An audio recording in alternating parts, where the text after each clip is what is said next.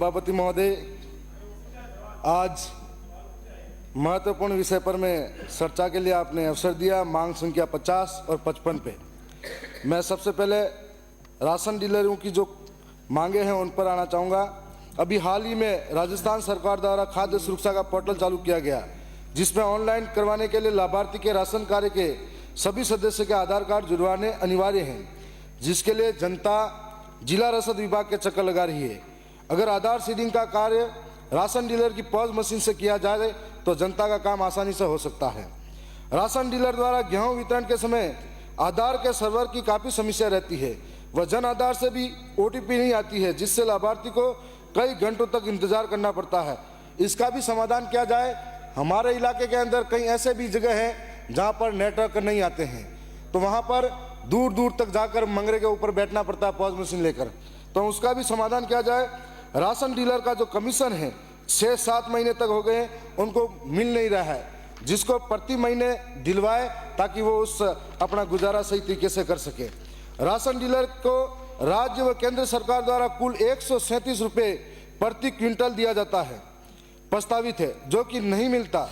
कुल 137 में से 10 रुपये पॉज मशीन की कटौती, 5 रुपये पॉज मशीन मेंटेनेंस, 4 रुपये वजन करने का काटा कटौती करते हैं, और यह कटौती काफ़ी लंबे समय से करते आ रहे हैं। यह कटौती बंद कराई जाए एवं पूरा कमीशन दिलाया जाए। राशन डीलर को गेहूं में 2% प्रति क्विंटल सीजत दी जाए, क्योंकि एक FCI से जो गेहूं आता है उसमें तोल काफ़ी कम बढ़ता है।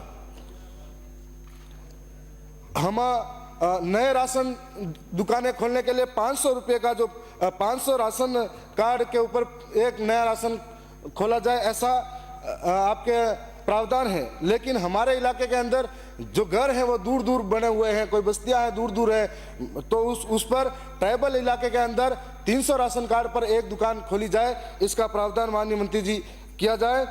अभी हाल ही में राज्य सरकार द्वारा 1 लाख या अधिक वार्षिक आय वाले लाभार्थी को गिव अप अभियान में हटाया जा रहा है, जबकि एक मजदूर भी अगर 300 रुपये कमाकर इकट्ठा करेगा तो एक साल में 1 लाख से ऊपर कमाएगा, तो इसको 2.5 लाख से अधिक किया जाए ताकि सारे लोग इसमें आ सके। और हमारे इलाके में एक छोटी बड़ी समस्या ये भी है कि कई बार कुछ लोग, सब नहीं होते हैं, कुछ लोग होते हैं जो पर्ची पकड़ा देते हैं 2 महीने 3 महीने में बाद में उनको देते हैं, तो ऐसे लोगों पर भी कार्रवाई करने की ज़रूरत है। मैं साथ में यह भी कहूँगा कि पिछली बार गहलोत साहब की सरकार थी, उस वक्त गरीब परिवारों को फूड पैकेट योजना के नाम पर मिर्ची, तेल, नमक इत्यादि दिए जा रहे थे, और उन जैसे ही सरकार बदली उनके थैले टंगे के टंगे रह गए। आज उस सरकार ने गरीबों का मजाक बनाया हुआ है, चाहे ये सरकार हो, जैसे ही सरकार का समय नज़दीक आता है लुभाने के लिए उनको जो चीज़ें पकड़ा दी जाती है, लेकिन बाद में नहीं मिलता है। मेरा सरकार से पुनः निवेदन है कि अच्छी क्वालिटी की चीज़ें उन लोगों को फिर से पहुँचाई जाए ताकि उनका गुजारा अच्छी तरह से हो सके। मैं साथ में सहकारिता विभाग पर आना चाहूँगा। सहकारिता नाम से ही स्पष्ट है कि अनेक व्यक्तियों या संस्थाओं के द्वारा मिलकर समान उद्देश्यों की प्राप्ति के लिए प्रयास करना है। इसका नारा एक सब के लिए, सब एक के लिए है। विधानसभा क्षेत्र में कुछ ऐसी समितियां भी हैं जिनके कार्य करते हुए आज 10 वर्ष हो गए हैं और आज तक इन समितियों में गोदाम नहीं बने हैं, और वहां के किसान खाद और बीज के लिए दर दर की ठोकरें खाते हैं और बाजार में उच्च दाम पर खाद बीज खरीदते हैं। साथ ही प्रतिवर्ष रबी सीजन में खाद की किल्लत में विधानसभा क्षेत्र में इसके 2 मुख्य कारण हैं। हमारे मंत्री जी वैसे हमारे पड़ोसी भी हैं, तो खाद की जो रेक पॉइंट लगता है वो चंदेरिया में लगता है, जिसे यूरिया रेक पॉइंट से विधानसभा क्षेत्र में ट्रांसफर करने में भारी समस्या आती है। तो इसको रेक पॉइंट दरियावाद से लगभग 120 किलोमीटर की दूरी है, तो वह वाजिब भाड़ा वगैरह नहीं मिलता है, तो बहुत सारे गाड़ी नहीं लगाते हैं। इस रेक पॉइंट को चंदेरिया और निम्बाहेड़ा में भी किया जाए ताकि हमारे आसपास के इलाके में नज़दीक होगा, और मंत्री जी हमारे इलाके के नज़दीक है तो उस इलाके के लिए सोचेंगे भी, मुझे पूरा विश्वास और भरोसा भी है। दूसरी समस्या यह है कि समितियों में खाद तो आता है, पर खाद के साथ में नैनो यूरिया और अन्य तरह की चीज़ें भी पकड़ाई जाती है, तो किसानों को जब तक नैनो यूरिया के उपयोग के बारे में मालूम नहीं पड़ेगा तब तक वो इस्तेमाल ही नहीं करेगा, तो जिससे समितियाँ भी डरती हैं कि हमारे ऊपर आर्थिक भार बढ़ जाएगा तो हम लोग ये खाद लाए या नहीं लाए। तो आप इस तरीके से सभी सहकारी समिति को अगर पाबंद करेंगे तो खाद की किल्लतें कम पड़ जाएगी।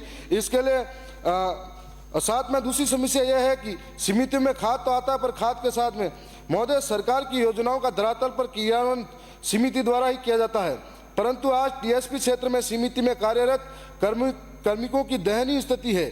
समिति में लोन वितरण के अलावा और कुछ कार्य नहीं है, जिससे समिति मैनेजर को वेतन लेने के लाले पड़े रहे हैं। मेरा निवेदन है कि अन्य विभागों की तरह प्रदेश की ग्राम सेवा सहकारी समिति में कार्यरत कार्मिकों का नियुक्त कैडर निर्माण किया जाए, जिससे सहकारी समिति में कार्य को भी पारदर्शिता आएगी और इतने वेतन की समस्या दूर होगी। माननीय सभापति महोदय, मेरी पार्टी से 4 में से 1 ही सदस्य बोल रहा है, तो 1-2 मिनट तो एक्स्ट्रा मिलना चाहिए। प्रत्येक समिति को राशन वितरण का कार्य दिया जाए ताकि राशन के कमीशन में भी आर्थिक रूप से सक्षम होगी। साथ ही टीएसपी क्षेत्र में किसानों की जोत छोटी होती है और प्रदेश के अन्य क्षेत्र में जोत बड़ी होती है, परंतु सभी किसानों की ऋण साख की सीमा एक जैसी बन रही है, जिसमें कि टीएसपी क्षेत्र के छोटे किसानों को सही लाभ नहीं मिल पा रहा है। टीएसपी क्षेत्र की ऋण साख सीमा को 1.50 लाख से बढ़ाई जाए ताकि किसानों को आर्थिक संबल मिल सके। दरियावत की उप तहसील मुंगाना की दरियावत की कोऑपरेटिव बैंक से दूरी 25 किलोमीटर है। किसान को बैंक के कार्य के लिए 25 किलोमीटर आना जाना पड़ता है, जिससे उसका समय और धन दोनों ही खर्च होता है। उप तहसील मुंगाना में कोऑपरेटिव बैंक की नई ब्रांच खोली जाए और ताकि आसपास के किसानों के कार्य से सुगमता हो। साथ ही विधानसभा क्षेत्र के भबराना, लसाड़िया और दरियावत में क्षेत्र में नई लैंप्स का गठन किया जाए।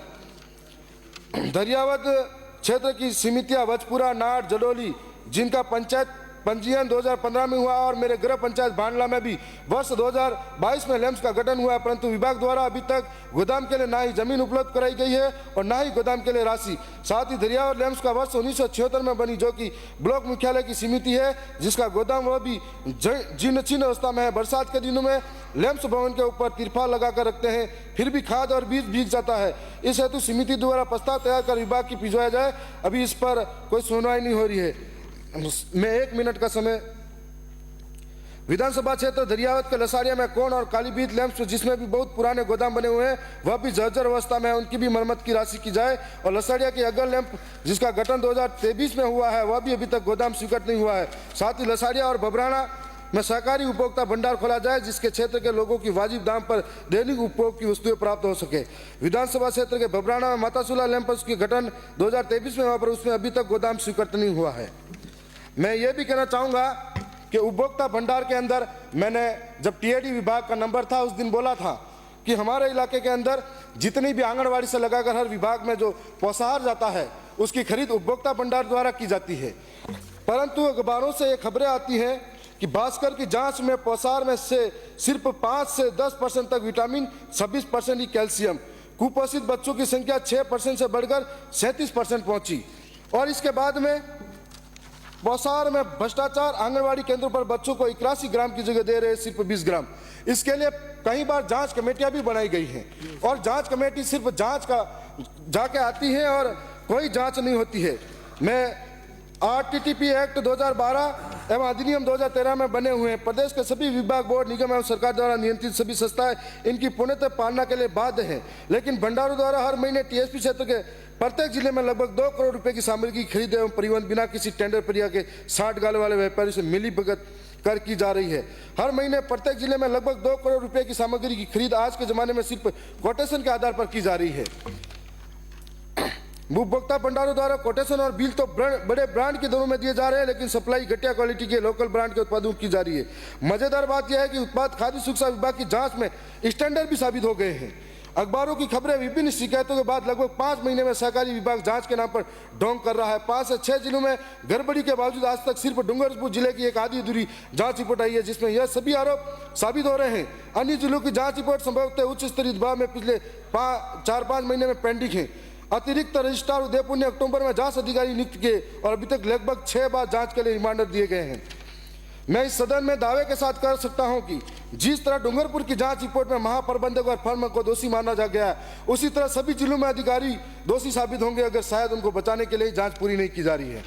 मैं आपसे निवेदन करना चाहूंगा कि आंगनवाड़ी हो या माहवाड़ी हो या हॉस्टल हो, उनके अंदर जो खाना पहुंचाया जा रहा है तो गरीब और सबसे निचले स्तर का आर्थिक रूप से जूझ रहा है वो बच्चा है, उसको अगर पौष्टिक आहार नहीं मिलेगा तो आप माननीय मंत्री जी से कहना चाहूंगा कि डूंगरपुर, प्रतापगढ़ जिला हो तो सभी जिलों में उसकी जांच की जाए और दोषी को सजा मिलनी चाहिए। धन्यवाद सभापति महोदय।